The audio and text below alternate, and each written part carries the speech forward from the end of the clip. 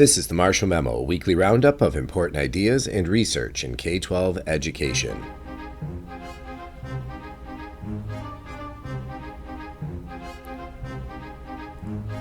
I'm Mike Dowdy with the audio version of Marshall Memo number 898 for August 16th, 2021. First, the quotes of the week. Quote, "Have I been too slow? Should I have pushed harder and jammed people more to produce more quickly? If you push people too hard, you can shut them down. It's getting that balance right." That's from Thomas Payzant, a Boston superintendent from 1995 to 2006, in a Boston Globe interview at the end of his tenure. Payzant died last week at age 80. Quote, "If your third grader can't read, that's a problem. If your algebra student doesn't have automaticity with multiplication, that's a problem. If your physics student doesn't know algebra, that's a problem. If your high school graduate isn't prepared for college or work, that's a problem. Schools and districts and states and other professionals in the education sector should be figuring out how to fix this problem, not arguing about what to call it, or worse, pretending that it isn't one." That's from Dale Chu in Can Changing Our Eduspeak Help with Post-Pandemic Schooling in Education Gadfly, August 18th, 2021. Quote, "What do you wish you could spend less time on?" A suggested question for a stay interview to surface workplace problems in We're in a Bold New Era at Work by Kevin Delaney in Time, July 23rd, 2021.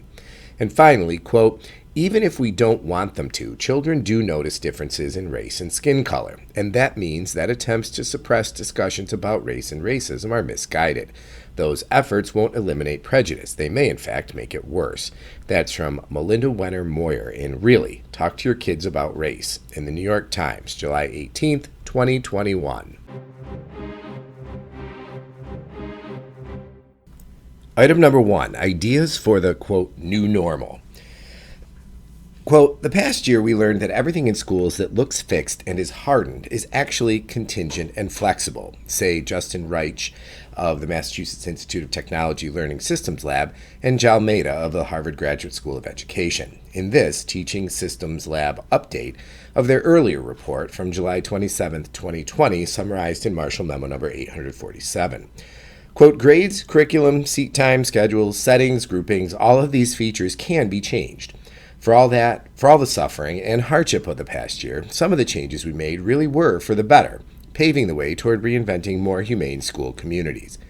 Those insights notwithstanding," say Reich and Mehta, "there are 3 possible scenarios as school begins the 2021-2022 year. Returning to the status quo before the pandemic, focusing on remediation of learning loss, and using the events of the last 19 months to reflect and reinvent." To help map the way forward, Reich and Mehta interviewed 50 teachers, asked 200 teachers to interview their students, about 4,000 in all, and facilitated 10 design meetings with groups of educators, students, and parents. What emerged was a clear preference for the third scenario, with an emphasis on healing, community, and humane reinvention in schools. Quote, "Students and teachers," say the authors, quote, "told us that the best things about the pandemic year were when it created opportunities to slow down and build real relationships between teachers and students and their families, and when students were given more independence to be in charge of their own learning, their bodies, and their development. Overall, we were struck by how different students' accounts were from prevailing narratives. Young people talked about loss in profound ways, but in their telling, what had been lost was a year of childhood or adolescence, not particular content standards from algebra or social studies."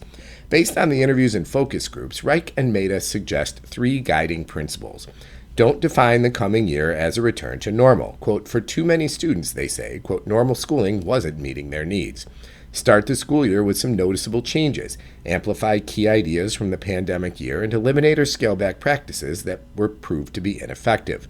Engage in reflection that allows for celebration of the successes of the pandemic year, grieving for losses and harnessing the energy from the emergency to build better experiences for students, educators, and families." Here are some of their specific recommendations. First, Reich and Mehta suggest 5 questions to ask students about the year from which they've emerged. What are the aspects of remote learning that you've appreciated the most and would like to see carried back into in-person schooling? What was really hard about remote learning that you hope you never have to manage again as a student? After this pandemic, what do you hope adults will do to make in-person school better for this year? What do you hope they don't do in the coming year? What do you feel like you missed out on or lost in school because of the pandemic? And what are you most proud of from the past year?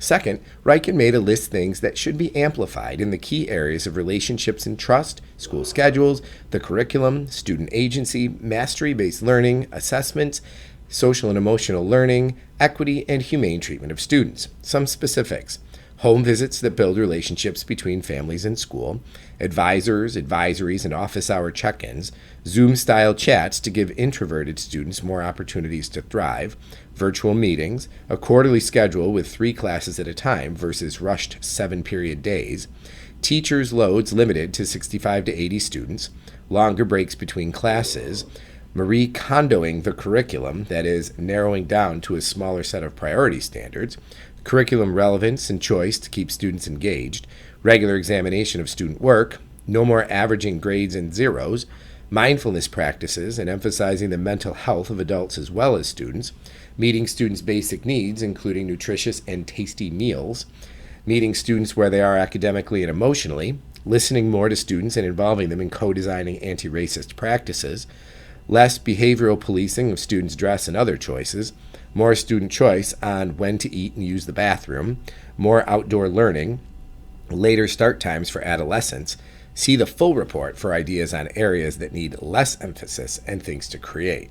Finally, the report suggests several metaphors for the work going forward: school as church and temple, schools as a place of healing, and schools as family reunion. This is from Healing, Community, and Humanity: How Students and Teachers Want to Reinvent Schools Post-COVID by Justin Reich and Jal Mehta in Teaching Systems Lab, July 21, 2021. Item number 2, parent support for social emotional learning. In this paper from the Thomas B. Fordham Institute, Adam Tyner reports on the results of a survey of nationally representative sample of 2,000 parents on schools' role in teaching social and emotional skills. It was conducted by YouGov, a global public opinion company. Here are the key findings. The vast majority of parents support teaching SEL skills in schools. The term social and emotional learning is quite unpopular, perhaps because parents worry that it will undermine the basics or might be code for, quote, liberal indoctrination. Parents who identify as Democrats are more comfortable with the term and committing resources to SEL. Those who identify as Republicans are a little less willing to commit resources, and they hate the term. Across the political spectrum, parents believe the family is the most important place to cultivate SEL, but there are partisan differences on how and where to emphasize it. Conservative parents are somewhat more wary than liberals that SEL might divert schools away from academics or conflict with their values. In contrast to these partisan disagreements, there are few differences among parents by race, class, and religion. Tyner concludes with several recommendations for educators. Use plain, concrete language versus nebulous and jargony language to discuss specifically what schools are doing with social and emotional learning. Honor the role of families and community members in this area. Avoid pitting SEL against academics. Consider ways of teaching social skills indirectly, including teachers modeling common decency and common sense, and use a politically neutral term like life skills. This is from How to Sell SEL, Parents and the Politics of Social Emotional Learning by Adam Tyner of the Thomas B. Fordham Institute, August 2021. Item number 3, unappreciated benefits of the daily commute. In this article in The Atlantic, Jerry Useem says that before the pandemic, lots of people complained about their commutes. Traffic jams, crowded subways, dirty trains, a tedious and time-consuming hole in each workday. And then, for more than a year, the commute went away. Essential workers continued the daily trek, often at great risk, but millions worked from home. Here's the strange part, says Useem. Quote, many people liberated from the commute have experienced a void they can't quite name. In it, all theaters of life collapse into one. There are no beginnings and endings. The hero's journey never happens. The threshold goes uncrossed. The sack of Troy blurs with Telemachus's math homework. What was the commute providing that we didn't appreciate before? Historically, the amount of time people have been willing to spend getting to and from work has been remarkably consistent, about a half hour each way. Ancient cities like Rome were never more than 3 miles in diameter, allowing their outermost citizens to stay within that walking or horseback commute time. The advent of streetcars, trains, buses, subways, and cars stretched the distance people could travel, to work, but the time remained constant. The average one-way commute in the U.S. is 27 minutes. In a 2001 study, researchers asked people for their ideal commute time, and the average was 16 minutes. Interestingly, it wasn't zero, and some wanted a longer trip to and from work than their current half hour. Why? The feeling of control in one's own car, time to plan, time to zone out and decompress, time to listen to audiobooks.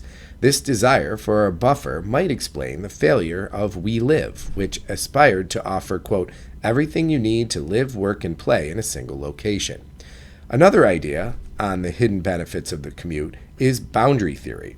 However much we might want to bring our authentic selves to our jobs, says Useem, quote, we have multiple selves, all of them authentic.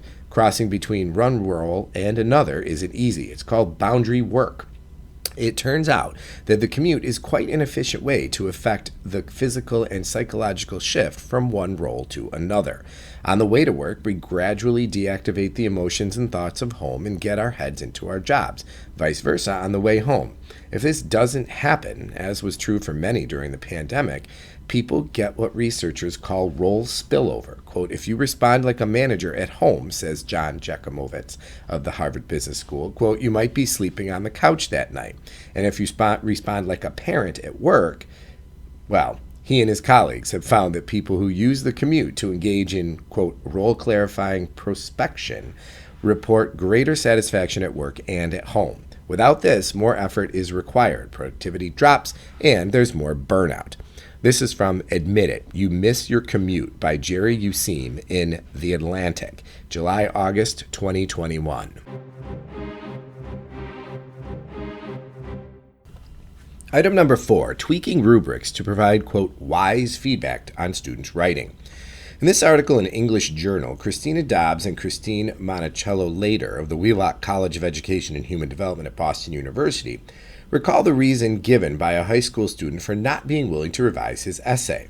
Quote, I'll still just be, quote, below basic no matter what. He was referring to the lowest rating on the rubric being used by his teacher.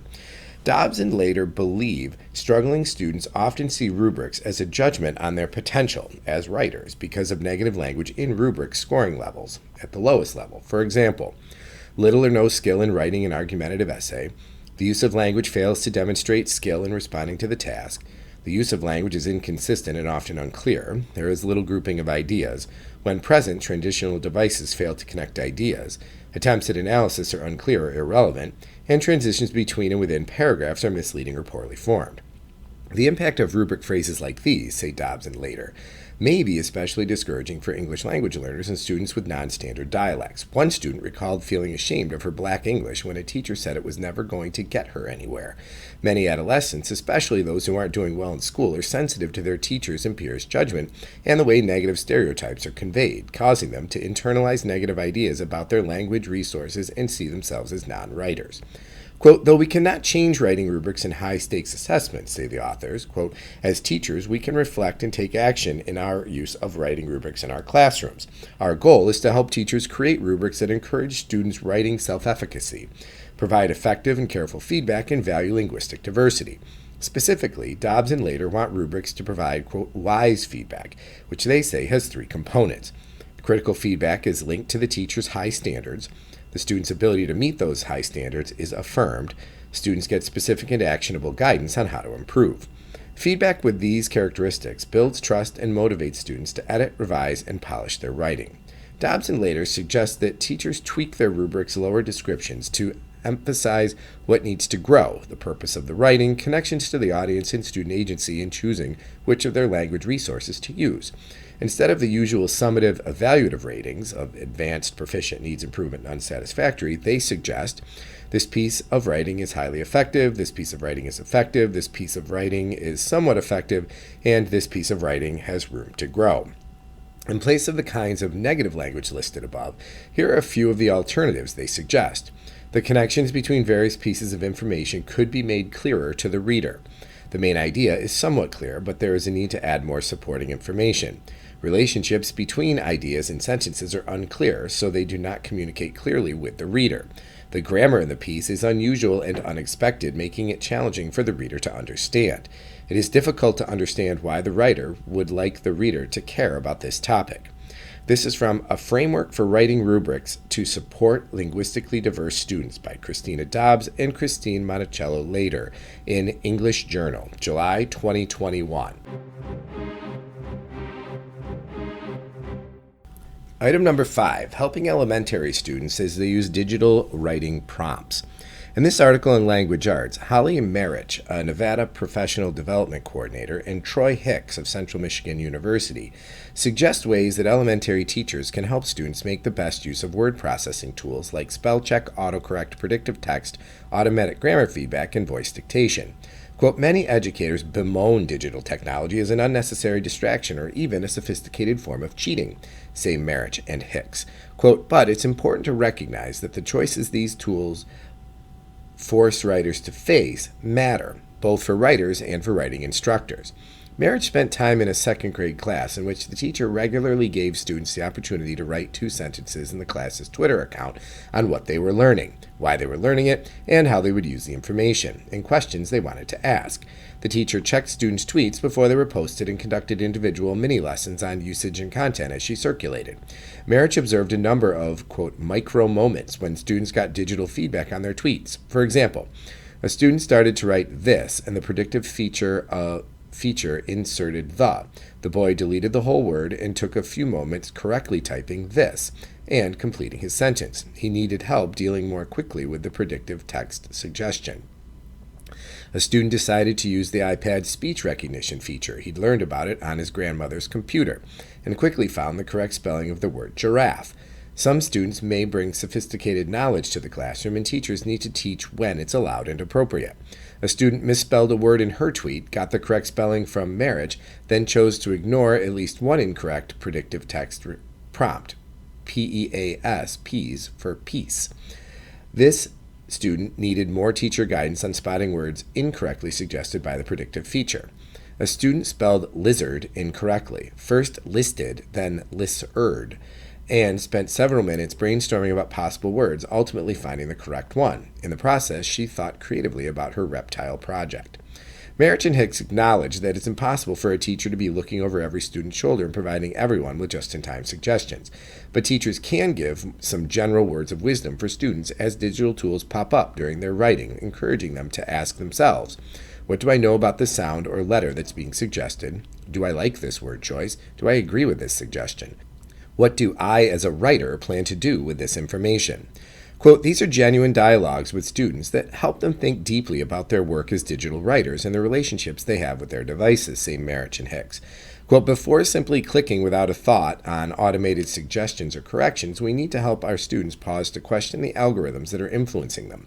In this way, we teach them to be critical, creative, and persistent writers and problem solvers, one micro moment at a time. This is from Writerly Decisions in Micro Moments of Composition, Digital Tools and Instructional Opportunities for Elementary Writers by Holly Marich and Troy Hicks in Language Arts, July 2021. Item number 6, reading job applicants' letters of support with a critical eye. In this Chronicle of Higher Education article, David Perlmutter of Texas Tech University says that evaluating recommendation letters is challenging for a number of reasons. Quote, as a hiring administrator, he says, your job is to get the most you can out of any recommendation letter by sussing out its limitations, both human and technical. He suggests reading with 4 questions in mind. Is the letter writer well positioned to recommend the candidate? More important than recommenders' prestige and position is how well they know the candidate's work and their ability to judge their fit with the position for which they're applying. Is the recommendation tailored or generic? Quote, quantitative specifics, unique traits, and qualitative examples are telltale signs of a customized letter, says Perlmutter. Anecdotes about the candidate's work are particularly helpful. Does the letter praise too much? No candidate is superior in every area, and recommendations lose credibility when they're laudatory across the board. Quote, in reading these letters, says Perlmutter, you have to look for details that show the praise is warranted. Are important details missing? Recommenders tend to accentuate the positive, and a critical reader needs to look for what's left out, which may be more significant than what's included. This is from How to Interpret Reference Letters by David Perlmutter in The Chronicle of Higher Education, August 6th, 2021. Item number 7, more data on merit pay for teachers. In this article in Educational Evaluation and Policy Analysis, Andrew Hill of Montana State University and Daniel Jones of the University of Pittsburgh report on their 6-year study of the effect of teacher merit pay on the black-white test score gap in North Carolina public high schools. Their conclusion, merit pay seemed to bring about small improvements in student achievement, but white students gained significantly more than black students. In some cases, black students performed less well. The bottom line, the black-white test score gap widened. Why this disappointing result? Hill and Jones speculate that teachers' different expectations of students may have led them to focus on students they believed had more potential to improve. Quote, if teachers respond to incentives by targeting their attention towards students who they expect to achieve higher levels of growth, say the authors, quote, gaps may emerge between groups of students, potentially by race. When average achievement is incentivized, as is common in the United States and in the programs we study, teachers may, and in this article seem to, target students perceived to be high ability. The authors believe that if the achievement of lower performing students were incentivized, the results might be different. This is from Paying for Whose Performance, Teacher Incentive Pay and the Black-White Test Score Gap by Andrew Hill and Daniel Jones in Educational Evaluation and Policy Analysis, September 2021. Item number 8, fixing what's wrong with the Dewey Decimal System. In this School Library Journal article, Christina Joseph reports that a growing number of librarians, scholars, educators, and students are drawing attention to flaws in the Dewey Decimal System. Devised by Melville Dewey in 1873 and published in 1876, this system is used in libraries around the world. Among the problems, the section on U.S. history doesn't include African American history. Books by African American authors are in 325, International Migration and Colonization. British and African poets are in different places, as are male and female poets. There isn't a section for bilingual books. The section on careers and jobs doesn't include domestic work. Thanksgiving, Christmas, and Easter are in the holiday section, 390, but non-Christian religious holidays are listed under mythology and religion in the 290s. LGBTQ plus books were once under perversion or neurological disorders and eventually moved to sexual orientation. Quote, Dewey's, quote, hashtag Time's Up moment has been a long time in the making, says Joseph. In 2019, the American Library Association stripped Dewey from its list of honorees because the resort that he and his wife owned barred Jews and people of color, and he sexually harassed 4 women in the ALA. Many librarians have been revising their Dewey numbers one category at a time. School librarian Linda Hoyseth has reorganized libraries in several schools, fixing and adding to the Dewey classifications. Quote, we're trying to make it more intuitive for students, she says, so they can browse better and they can find relatable things they might not have found otherwise. My personal motto is, if I can't put a label on a shelf that will tell the students what's on that shelf, then it's not organized very, very well. This is from Move Over Melville by Christina Joseph in School Library Journal, August 2021. Item number 9, recommended children's poetry books. In this feature in language arts, Grace Enriquez of Leslie University, Gilberto Lara of the University of Texas San Antonio, Summer Clark of Leslie University, Katie Egan Cunningham of Manhattanville College, and Erica Tulin Dawes of Leslie University list their favorite books of children's poetry from 2020. There's a link in the printed version of the memo for cover images and short reviews. And the People Stayed Home by Kitty O'Meara, illustrated by Stefano De Cristofaro and Paul Pereda. A Place for Me, A Poem to Heal the Heart by Zeta Elliott, illustrated by Noah Denon. Natsumi's Song of Summer by Robert Paul Weston, illustrated by Misa Saburi. In the Woods by David Elliott, illustrated by Rob Dunleavy. Box, Henry Brown Mails Himself to Freedom by Carol Boston Weathersford, illustrated by Michelle Wood. Ice, Poems About Polar Life by Douglas Florian. I Talk Like a River by Jordan Scott, illustrated by Sydney Smith. Construction People, selected by Lee Bennett Hopkins, illustrated by Ellen Shee. No Voice Too Small, 14 Young Americans Making History, edited by Lindsay Metcalf, Keela Dawson, and Jeanette Bradley, illustrated by Jeanette Bradley. The Best Worst Poet Ever by Lauren Stoller. Amphibian Acrobats by Leslie Bullion, illustrated by Robert Megnack.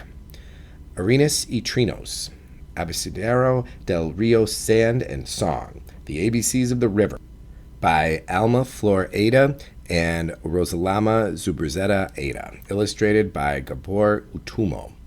Castaway, Poems for Our Time, by Naomi Shahib Nye. Voices of Justice, Poems about People Working for a Better World, by George Ella Lyon, illustrated by Jennifer Potter. Say Her Name, Poems to Empower, by Zeta Elliott, illustrated by Lovise Wise. This is from 2020 Notable Poetry Books for Children by Grace Enriquez, Gilberto Lara, Summer Clark, Katie Egan Cunningham, and Erica Tulin Dawes in Language Arts, July 2021. Item number 10, short items. Letter A, videos on African American history. Clint Smith narrates this series of short videos on African American history. There are 14 in the series so far, including the transatlantic slave trade, Phyllis Wheatley, the Fugitive Slave Act of 1793, the Louisiana Rebellion of 1811, and the rise of cotton. There will eventually be 50 episodes. This is from Crash Course on Black American History on YouTube, hosted by Clint Smith, 2021. And letter B, a new women's history curriculum. This curriculum, linked in the printed version of the memo on women in the U.S., has units on early encounters and settler colonialism and the Revolution. There will eventually be 10 units. This is from Women and the American Story, New York Historical Society, 2021.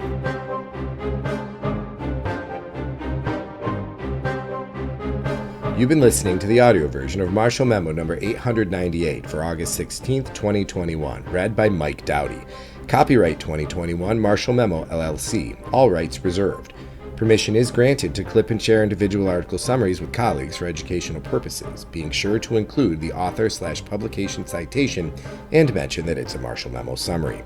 If you have feedback or suggestions, please email kim.marshall48@gmail.com.